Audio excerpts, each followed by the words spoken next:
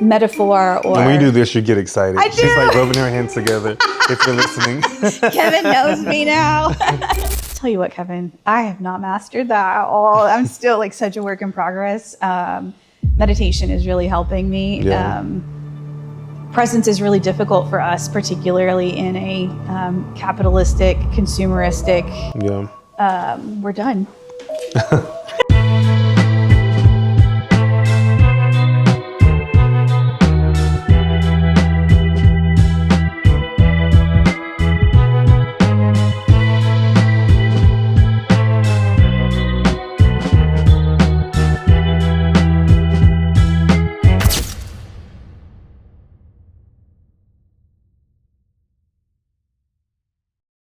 Welcome to the Heal to Lead podcast, the space where we're coming to unlearn surviving life and embrace wholeness. It's not about perfection, it's about presence. I am your host, Kevin Overton-Hadnot, and I'm excited about this episode. Why? Because I have a very special guest with me today.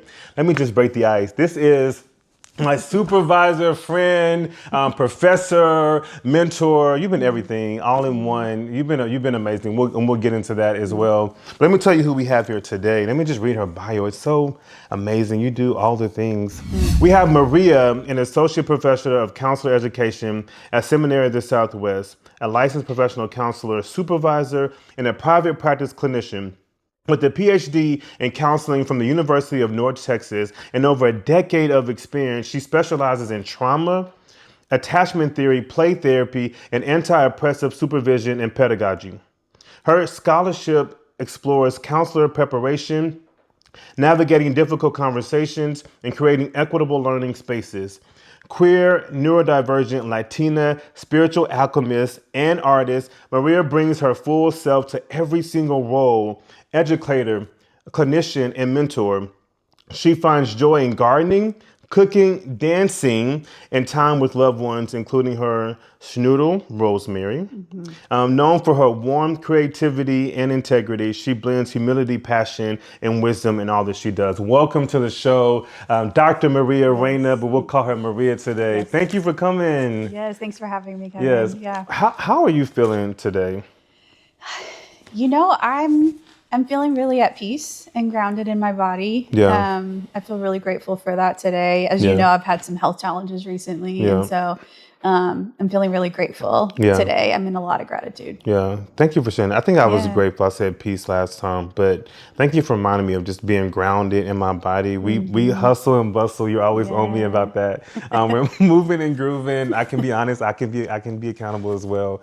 But thank you for reminding me just to be grounded in this moment.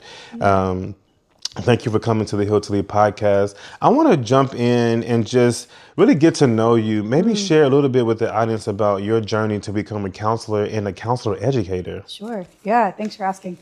I think my journey to counseling is a lot like a lot of other people. In one of your episodes before, you talked about being wounded healers.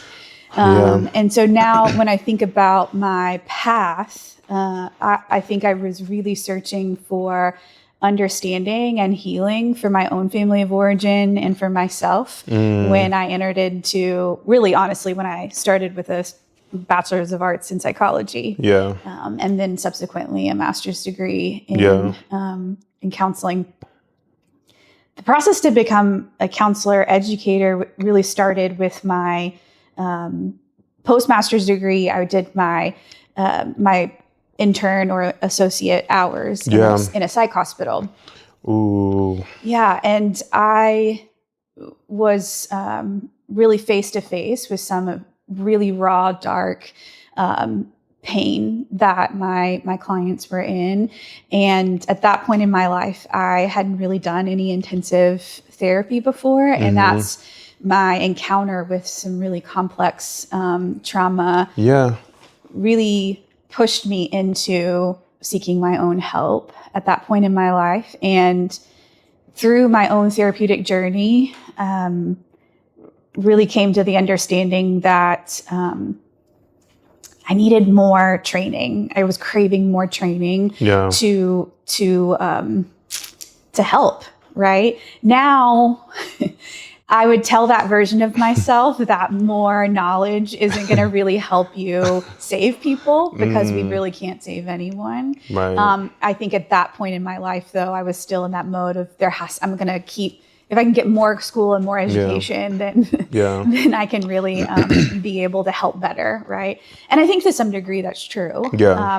And I think what's also true is that it has afforded me to also fall in love with another aspect of the profession, which is teaching and supervision. Yeah. And I wouldn't have been able to do that without a PhD. Yeah. And so I really do love what I do as both a professor and a supervisor. It's I find it really deep and meaningful to walk alongside my students and my supervisees in their own journey to really becoming effective healers in that way. So I feel really privileged. Yeah, no, you definitely have been effective. And I just going back to what you said, because I had that same mindset coming into the helping profession. You always think that, I'm going to get all this knowledge. I can't wait to use it and unleash it on people and ultimately maybe save everyone. But that's not really our job. Our job really is to sit alongside someone and support them in their healing journey. And any way that may look, though, but it's not me fixing or saving the day and rescuing them from this, from my own lens, essentially. Yes, exactly. And what I've learned too is coming from that place is actually about me. Yes. Right? It's a more selfish perspective on very selfish, the helping professions, right? Which is that assuming that I have anything that I'm capable or that powerful to fix anyone, actually sets me up to cause more harm, and maybe even less hyperbolic than that would just mean not be really effective. Right. So. Wow. I just wanted to give you your flowers as well, because I think I was so excited to obviously graduate, but I was like, I have to find a supervisor at some point. And I really didn't have to look that far. I really was like, I don't need to go anywhere else to find someone who's knowledgeable, competent, supportive, and advocate, very intelligent in your work, effective, as you just mentioned. You've been like really a beacon of hope just for me as a therapist. I mentioned to another guest on the show that I was able to grow my Black male counselor identity through them, but I think just even growing my counselor identity, as I have to give a lot of credit and flowers and kudos to you. I think I said, because you taught our internship, right? I did. I was at least one of your maybe and internship too. Yeah. I think it was internship 2. And internship 2, I think we have brought you so many cases that, of course, we're counselors in training, but we brought so many cases to you. Obviously, we're bringing you case conceptualizations, our treatment plans as a rough draft. But it felt like from our lens, we were like up against like a huge hill. Like the case seemed so insurmountable, but you really approach every case with obviously dignity, but with so much thought and curiosity, and you gave us so much hope in the person that we were looking to help, if you will, in our internship process. So I wanted to give you your flowers, because you've been an amazing supervisor and supportive, and I have to really credit a lot of my learning to you. Kevin, thank you for saying that. I've told you multiple times that it's been an honor to be both your professor and your supervisor. So thank you for inviting me alongside you. And I appreciate you naming that too, because I think that it's just so like any of our work, whether it's like being a mental health clinician or whatever job or profession someone else might choose, there's a day-to-day grind to it. And sometimes we're in the middle of it and we forget about how we're connected to a greater experience. And so thank you for that reminder. That means a lot to me. Yeah, thank you. I have to give you all a lot of the credit, honestly. I'm so much smarter, and I stand before a lot of people. I speak now. I'm seeing clients. I'm doing other things, but my knowledge is so much better because of the intense training and supervision that we've been doing. let me jump into this. So I want to speak a little bit more exclusively, maybe to men in just a conversation. I really hold a lot of space for males in this season of my life and season of my work, essentially. And I want to open up with this question, and maybe you can share a story or a moment when you worked with a male in emotional crisis, and but maybe you worked with this man in emotional crisis but it ultimately changed how you see masculinity and healing. Yes. I think I want to just like full disclosure, right? Like I think we know externally I present as a woman and I'm also a queer woman. And so I think that is really helpful when you contextualize my answer and just being able to understand my perspective and where I'm coming from. For sure. And so one thing I will name is that, I have been an LPC for over almost 15 years now. And my career has really focused on women. And so I've really heard in the mental health space, most of my experience with men has been through women and their relationships to men, I would say. Or I did a pretty good chunk of my time in addictions. And so I've worked with family members and loved ones who had a woman who was in addictions treatment. And so I've worked with dads and brothers and things like that. And so that's my experience. And then also, I have 3 brothers. So I'm the only girl in my family. And so growing up, I was in very much a male-dominated situation. For sure.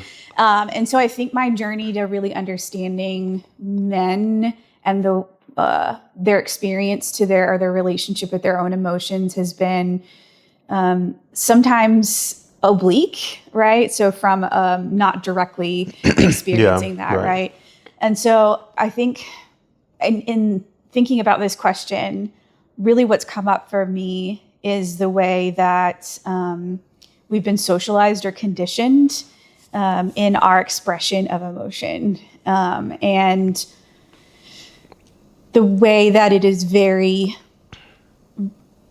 strict gender roles and the messaging that we get early on about what is acceptable or unacceptable and what it looks like to have an emotional crisis. So I think my experience actually comes more from my family of origin of witnessing my siblings experiencing emotional crisis and trying to understand the ways that they were navigating it differently than I might from how I've been socialized and conditioned.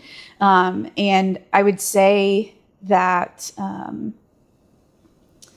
for men in particular, in witnessing my siblings, the immediate go-to to anger, and that being such a cry for help oftentimes, and anger really being the secondary emotion that is really trying to protect the more vulnerable sense of like helplessness, loss, grief, confusion, shame, has really helped me understand more of the male experience in that predominant immediate emotion of anger being expression. And I think in relationship to that, if that's really your only tool or your only paintbrush, that the other option is withdrawal and absence. Because if you're wanting to, or maybe you don't have the energy to be as angry externally, the other option is to really withdraw and shut down, and not allow anyone in to support or to, really to be supportive out of a sense of one's protection.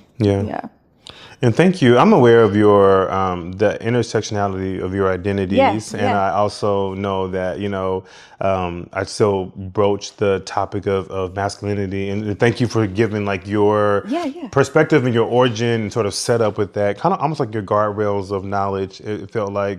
Do you feel like say more about like what you maybe experience or witness, if you want to share anything about how this secondary emotion of anger kind of manifests and showed up in your world? I think for me, anger has also been the safer emotion.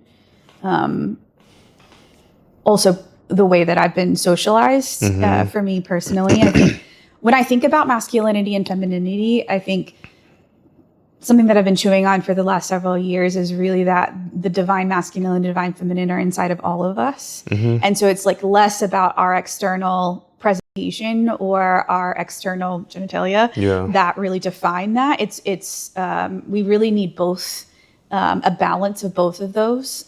You see that in nature. There's like tons of examples of that all over. Mother Nature has lots of good examples of how we need a balance of both, and that when one of them is out of balance, that's where we run into a lot of problems. But the challenge is that we as a society have created these really strict gender roles and a dichotomy where we were talking about before we started recording about gender wars and like everyone wanting to talk over and finding dominance. And I think the purpose of anger in that experience and in the push and pull is really one of trying to assert oneself, trying to assert power, and ultimately one of protection of self and survival in some ways, depending on your context and what that means. But I think for me, I've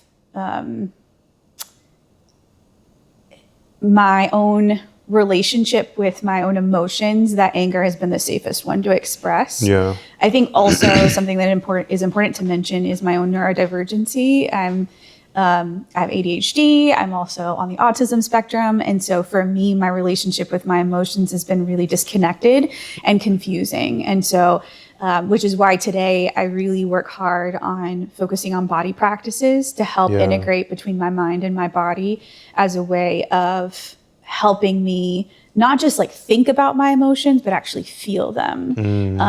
And being a much more self-compassionate when I do get angry or frustrated, being able to give myself that pause. And so without that mind-body connection, really reinforcing that, in my past, I have been much more quick to anger and a shorter fuse out of a sense of my own self-protection, I think, or really also trying to figure out how to get like heard. And to be taken seriously. Can you say more about you're doing this mind-body connection so that you can create this pause, allow yourself to feel the emotions. What is that? What is the feeling emotions to you? What does that look like? I think that word, not here, but usually it's sort of thrown around. Feel your emotions, sit with it. But what is that for you? What is the feeling, the emotions? What does that mean? What comes up for you when you think about that? What I've noticed for myself is that I have a really big weight on my chest when I'm feeling a lot of different emotions at once, or I'm feeling heavy in some kind of way.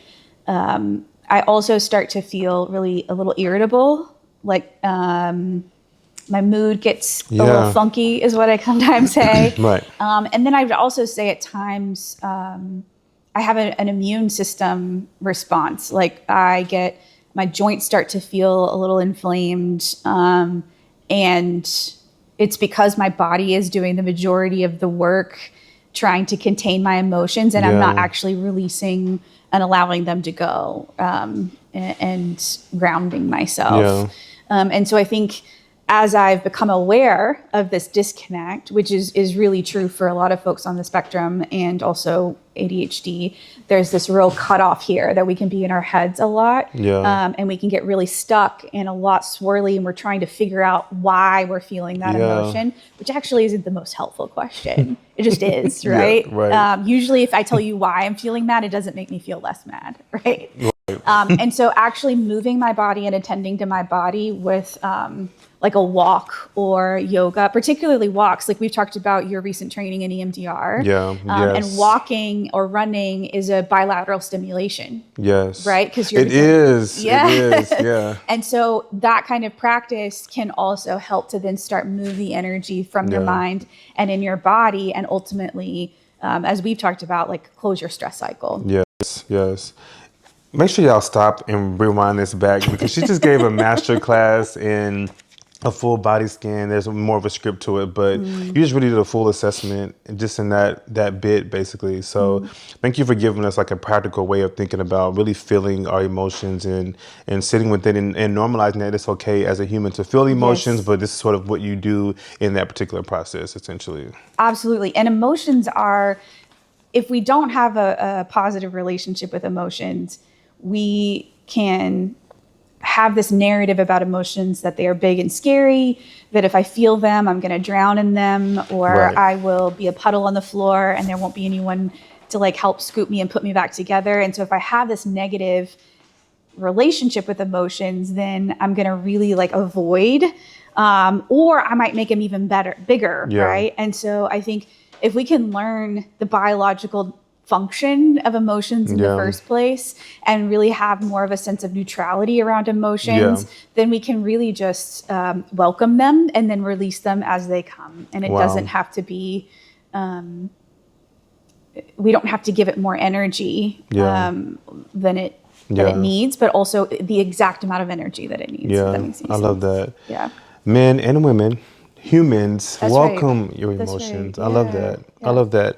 From your lens as a professor and a counselor, what's one developmental truth you wish more people understood, especially about either men or women or humans, that they learn to cope with emotionally, about how they learn to cope emotionally?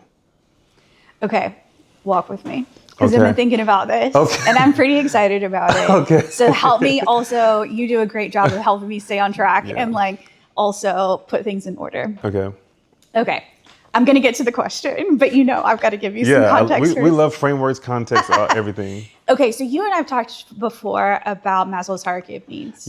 Right? Mm-hmm. Okay, so at the top is self-actualization. That's right. Mm-hmm. But then we start with food, water, shelter, physical safety, right? Belonging, community. And then that's how we get to self-actualization, right?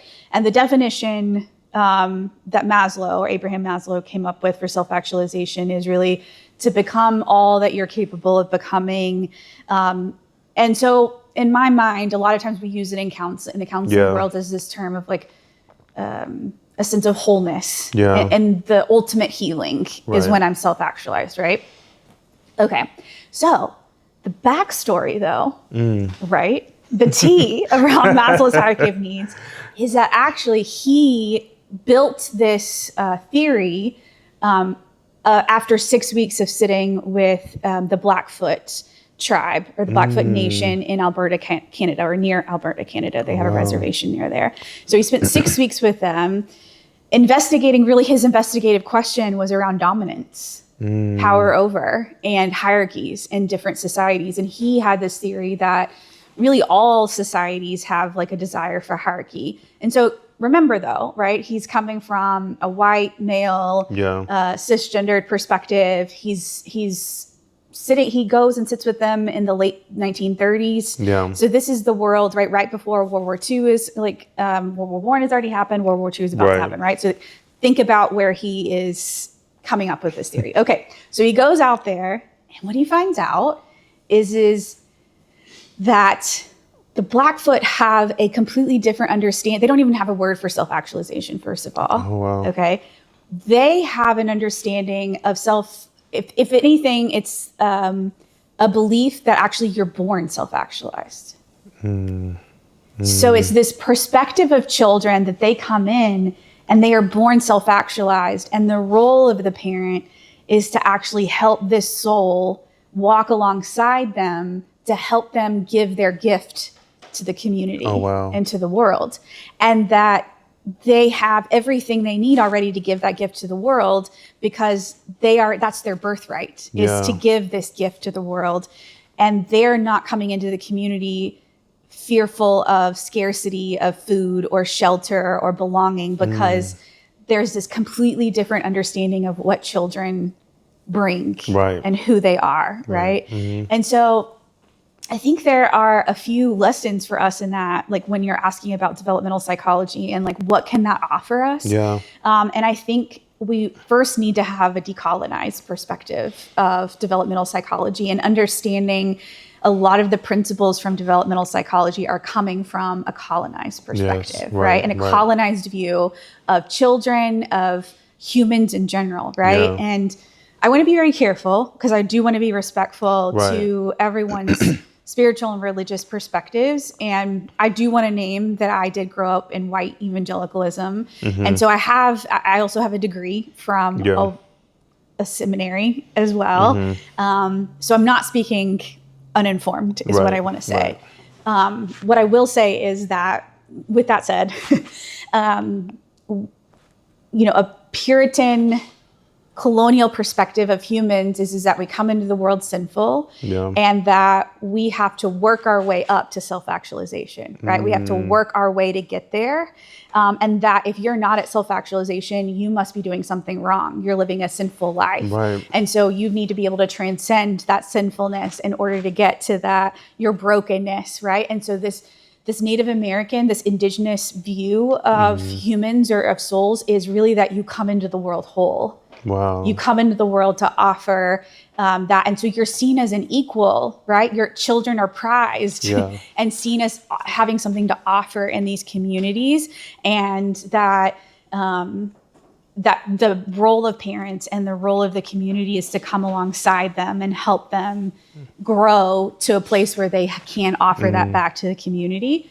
And I think one interesting piece of all of this too is that what Maslow recognizes the people who actually, they had a different definition of success as well. Right. And so I think developmental psychology as it is right now is that, well, we need to make sure our kids they need to start learning their ABCs by 18 months old, or they need to are they meeting their developmental milestones? And there's a lot of pressure and stress on parents to raise their children in a certain way because we want to make sure that they win the race, right? That they get to self-actualization, right? Because they're coming in at a deficit and we need to make sure that they get to this certain place where if you turn that on its head, success in indigenous cultures is about how much you give away.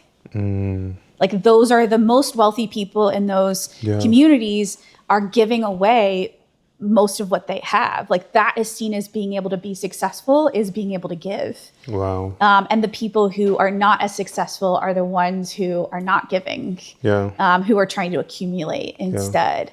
So I think in the long way to answer your question is that I think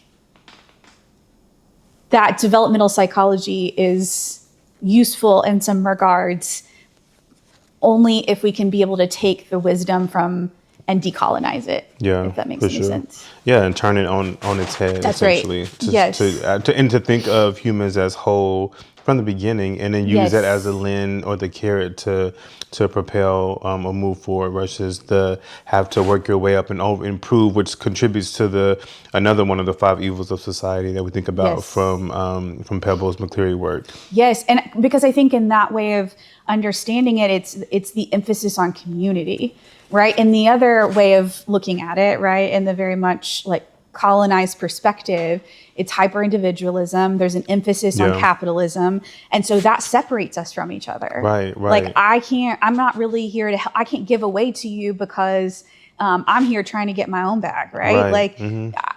I'm on my own track and good luck, right? But if we turn it on its head, I'm oh my gosh, you have something to give me.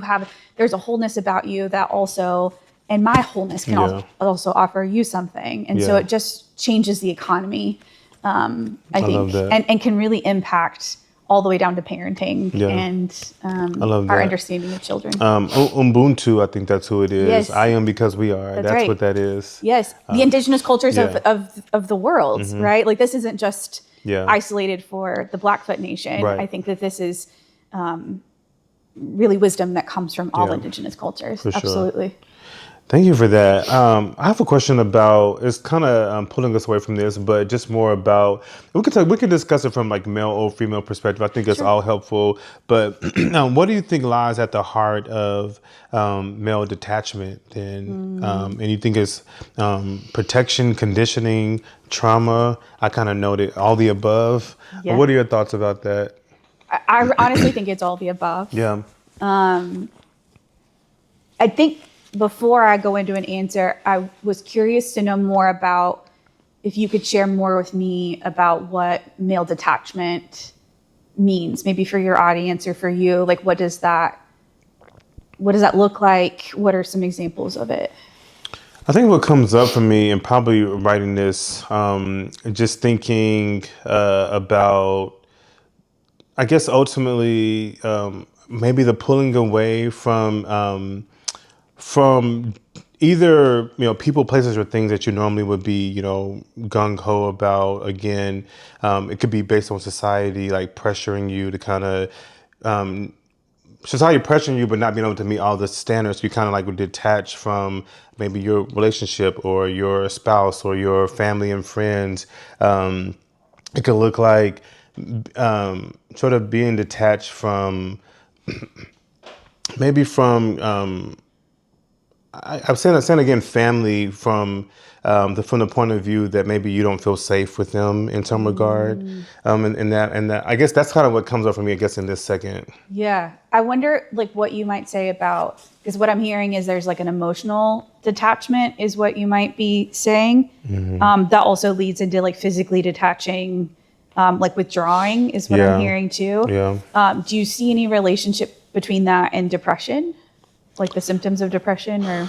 Of course, loss of interest, fatigue, right? Yeah. Withdrawn. Okay.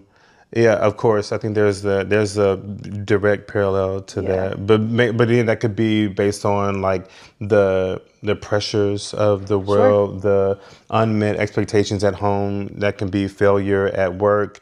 I think, yeah. So I think that leads to like you feeling sort of this depression that we think about. Yes.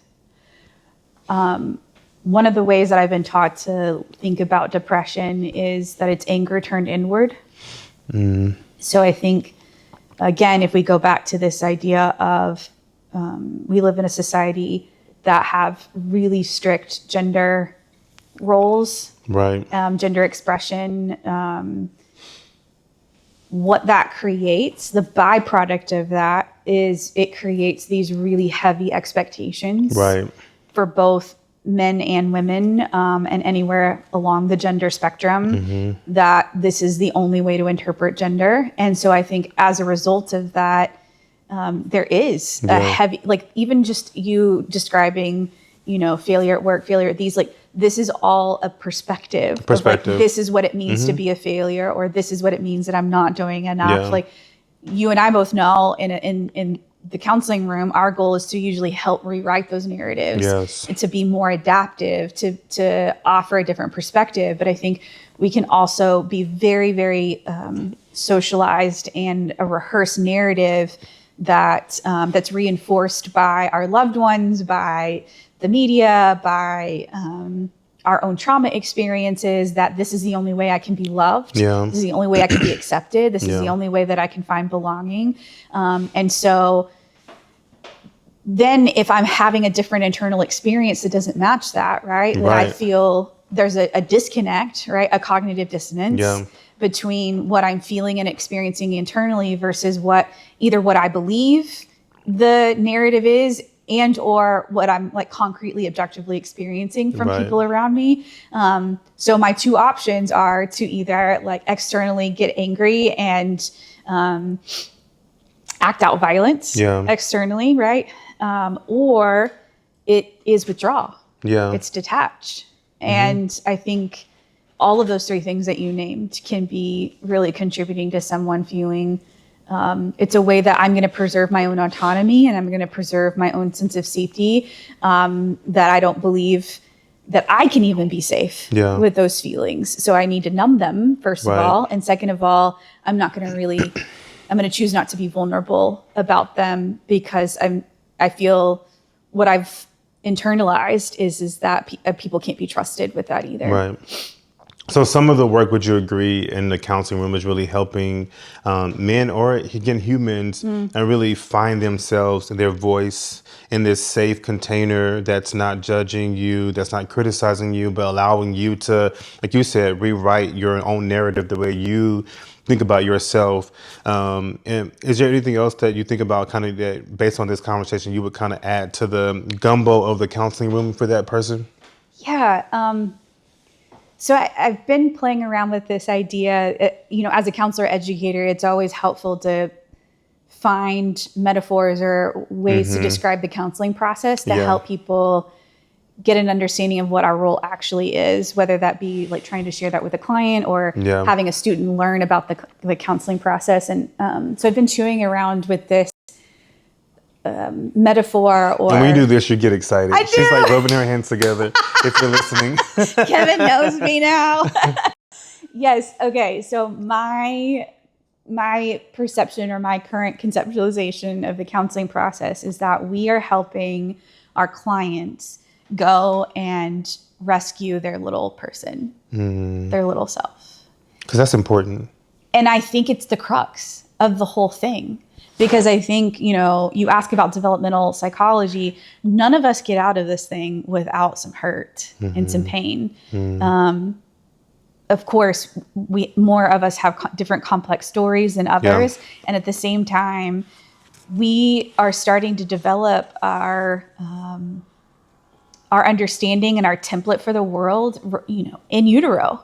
Yeah. And so our work in the room, I feel like, is learning or teaching our clients to go and rescue that little one that is often at the crux of a lot of the challenges that our clients are experiencing, whether that be anxiety, depression, needing to learn self-compassion skills, needing to learn how to communicate, needing to learn how to regulate your nervous system, learning how to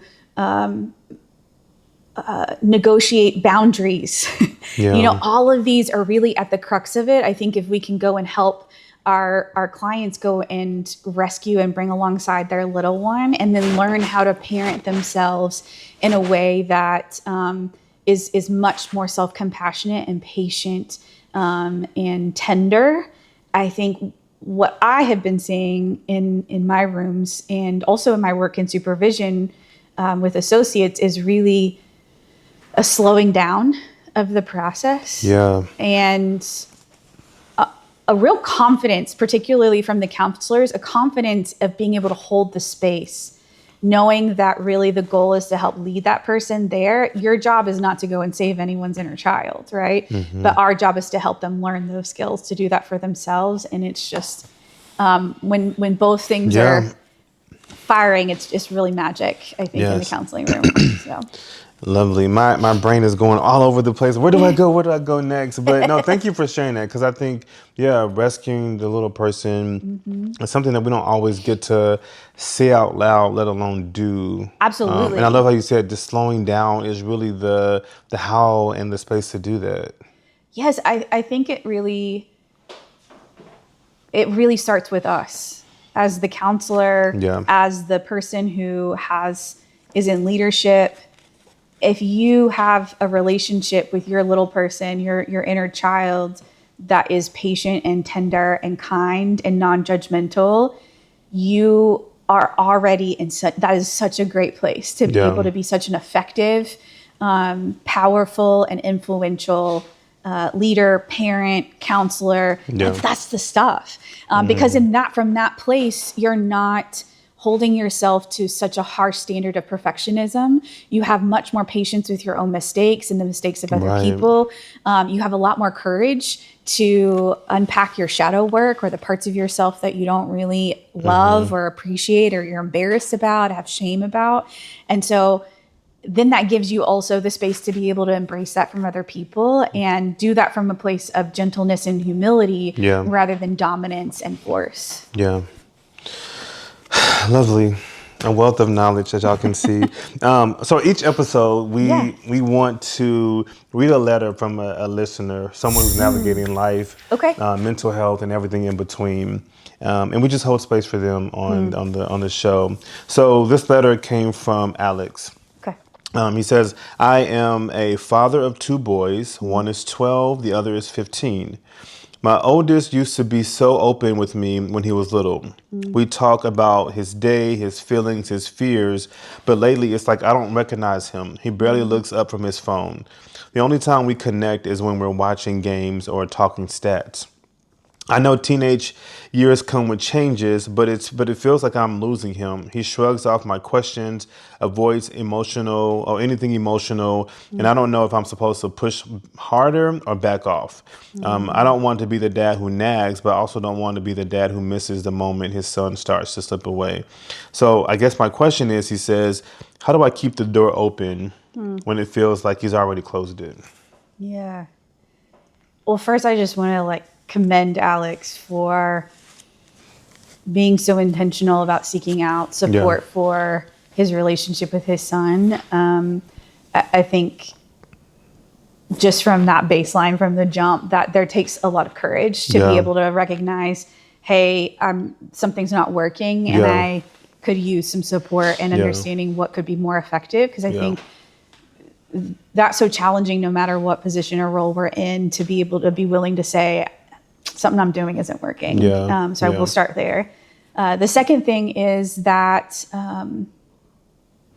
I think there's so many transitions in, and I also, again, I want to name that I'm not a parent. I want to name that just from the jump too, just to say, take this for what it's worth. I do have training in working with children and adolescents. I have worked with lots of children and adolescents.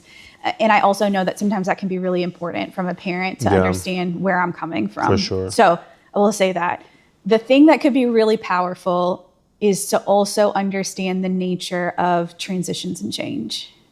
So I'm just going to say that. I'm going to couch my answer in that.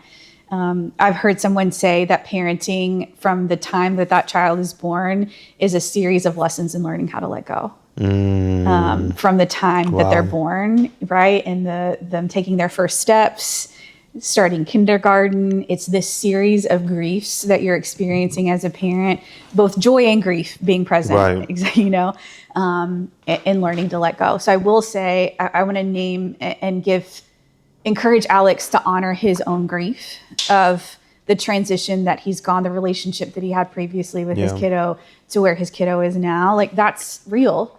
And for him to witness his own grief and, get support around that if he so chooses, right? Whether that be, parents of teens or, his own mentor, maybe someone who is further along than him that's parented teens that he respects. I think having support and having someone you can talk to regularly, because I think that's something that's also missing and not normalized as much, is like for parents to seek out support, right? It's so normalized in the counseling, right? You got to have a supervisor, someone you meet with every week to like unpack your clients. And I think, and ourselves, by the way, going to our own therapy and being committed to taking care of ourselves. That I think, how much harder is parenting? Right. I mean, it's the hardest job that anyone will ever have in their lifetime. And so normalizing being in your own therapy, normalizing mentorship and support in that way. And then the last thing I might say is some resources. So there's a really great book there's a series of them. It's called How to Talk So Kids Will Listen and How to Listen So Kids Will Talk. And it will really help Alex, I think, and also any parent, really shift the way that they think about talking to their kiddos to help them open up.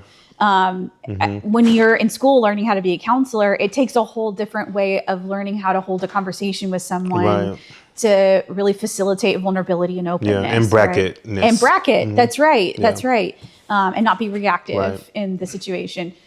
There's a book in the series called that's also for adolescents that could be helpful for him. So I would say that that book can help Alex facilitate those conversations. And then I'm also trained in this parent training modality called child-parent relationship training. And there are several clinicians in the Austin area, if you just Google it. But really the heart of the matter is using those skills that book talks about, plus and using them in regular once-a-week connection time, where it can be a cell phone free time. And really, what the important piece of it is that it is child-led, meaning that it's an activity that doesn't involve screens, that child chooses, and that parent goes along with, and that it's it's like an appointment for the parent and the child, right? And that parent stays connected and uses that activity and that dedicated appointment time for connection, and not forcing anything, but being present. It can be, for teenagers, it can be anything from playing a basketball game together or going to a basketball game. It can be cooking together, trying out a recipe, and then going to the grocery store, getting all the ingredients and coming back and cooking together.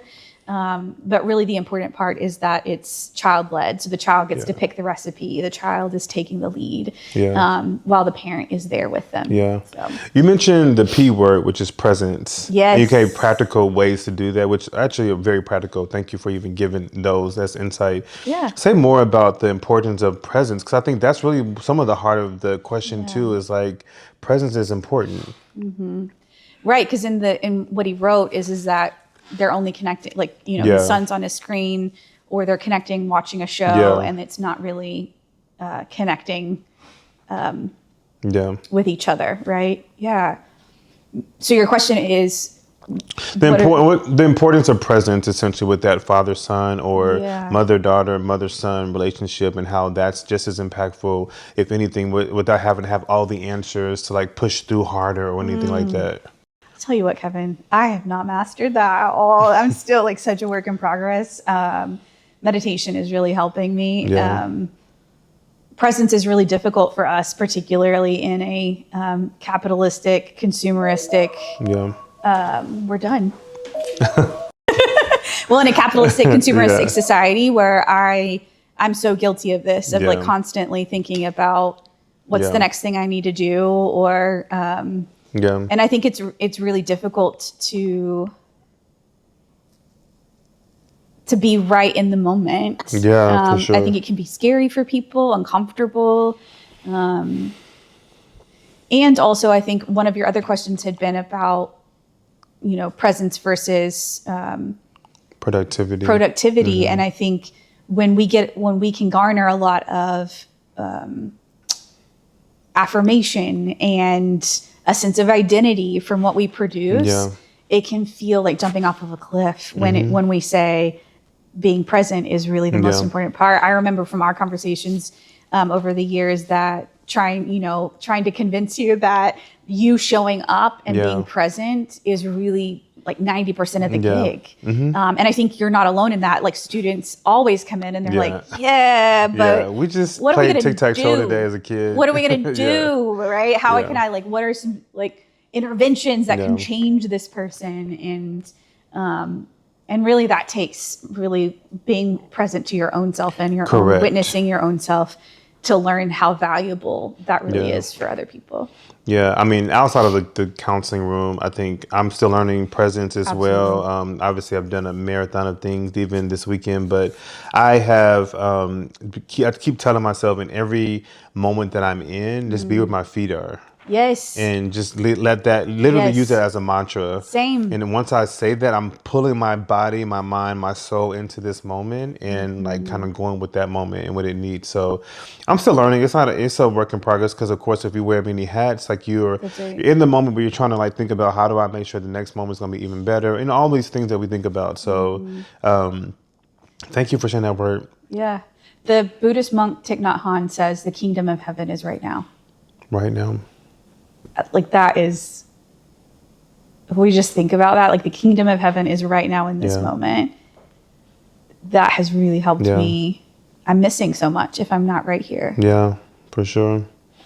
We need a part two. Hey. We need a part two. But I don't want to forget, if Alex, you wrote the letter, and thank you so much. Hopefully we supported you in any way. If you're listening and you want to write into the show, email us at healtolead@gmail.com and we'll hold space for you just like we did for Alex today. As you all heard from one of the greats to do the work, Dr. Maria Reyna, just an amazing, amazing, amazing human being. Again, an advocate, mentor, friend, supervisor, professor, all the above, a wealth of knowledge as you all experience. I learned so much again today, obviously some reminders, but just more knowledge and more nuggets of wisdom. Just want to thank you again for coming to the studio and hanging out with us today. Yes, thanks for having me. Yes. It's a delight, as always. Delight. As we wrap up, what is one healing habit that you would give to someone today? Healing habits to me are like bite-sized, practical things that we can do every day in our lives toward our healing journey. Honestly, I feel like so much of my anxiety can get soothed in a 10-minute walk. If I can just like take a 10-minute walk, it will change it'll soothe my nervous system, and then the problem doesn't feel as big and overwhelming as I thought it was. So, yeah. Yes, thank you for that. Yeah. Thank you for coming. Thank you for thanks for having watching. me. This is another episode of Heal to Lead. You can find us on YouTube, iHeartRadio, Apple Podcasts, Spotify. We're on all the things. Check us out. Thank you for watching.